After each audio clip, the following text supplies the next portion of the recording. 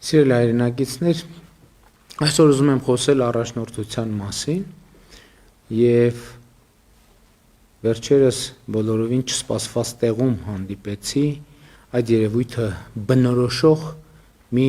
չափազանց դիպուկ օրինակի, չնայած այդ օրինակը կամ համատեքստը բացարձակապես առաջնորդության մասին չէր, այլ ավիավթարի մասին էր։ Մի ֆիլմ էի դիտում National Geographic հեռուստաընկերության ավիավթարների հետաքննություն խորագրի ներքո եւ այդտեղ ներկայացված էր 1958 թվականի փետրվարին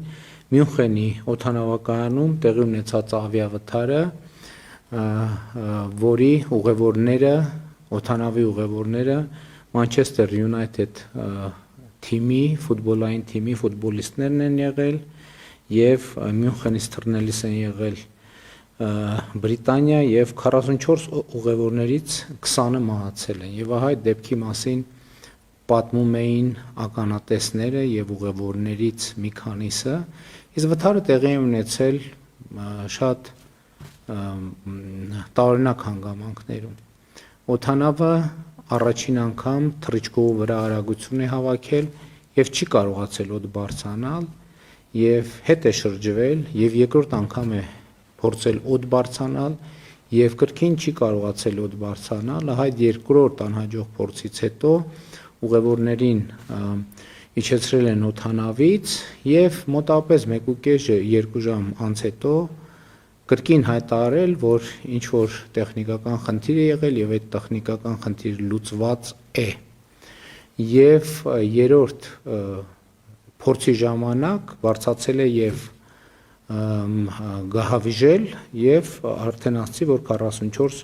ուղևորներից 20-ը մահացել էին։ Ֆիլմը ընդհանրապես առաջնորդության մասին չէ,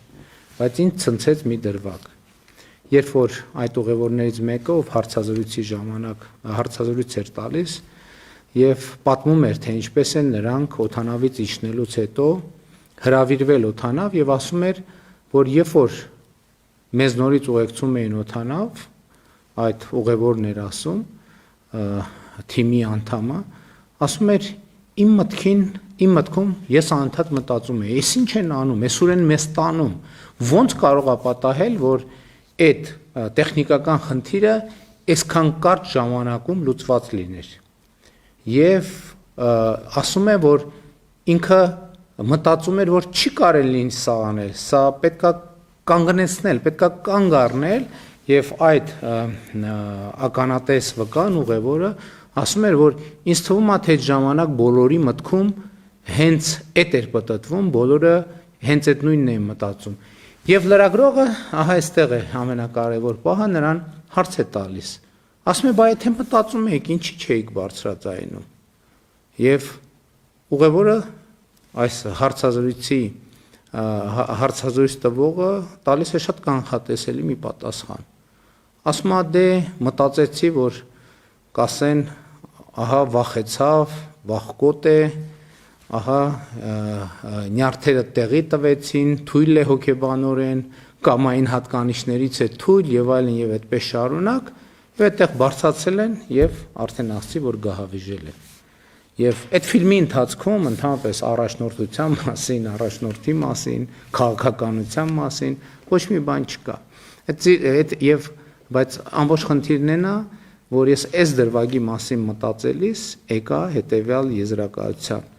որ այն ինչ իրավիճակը նկարագրում էր մարդը, որ բոլորը գնում էին թերևս մտածելով նույն բանը, բայց շարունակում էին գնալ եւ ոչ մեկ չէր բարձրաձայնում դրա մասին, ահա այդ չբարձրաձայնելը առաջնորդության պակասության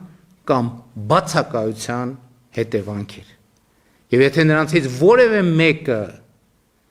բարձրաձայներ եւ առերեսվեր իրականությանը, արձանագրեր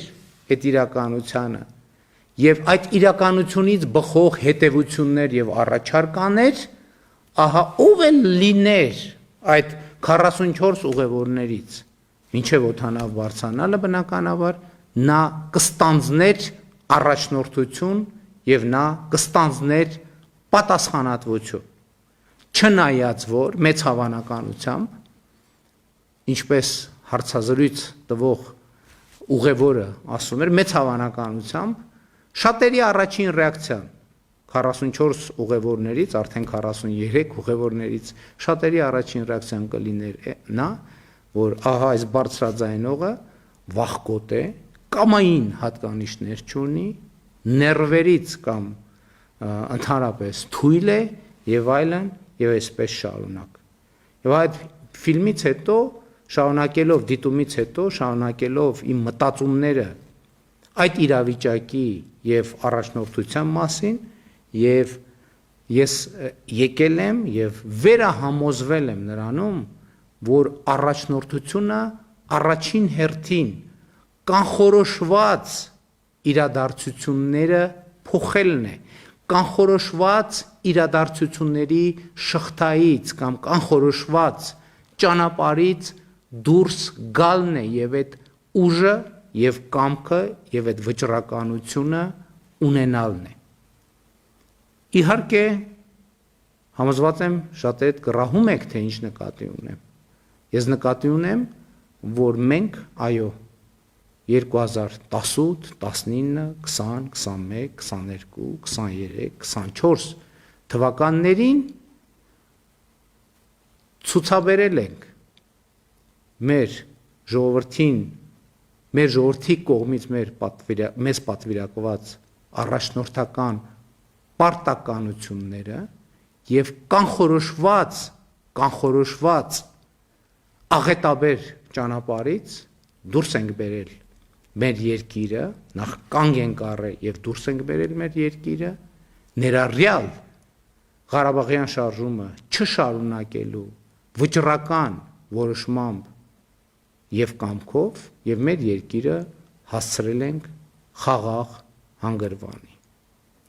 Նաեւ այս է պատճառը, որ մենք ասում ենք, որ ահա հիմա ժողովրդի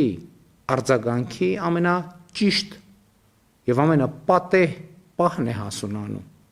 որովհետեւ ժողովուրդը պետք է տեր կանգնի խաղաղությանը եւ նախորդած առաջնորդությանը պետք է հաջորդի ժողովրդի առաջնորդությունը, որը պիտի առաջնորդությունը վերապատվիրակի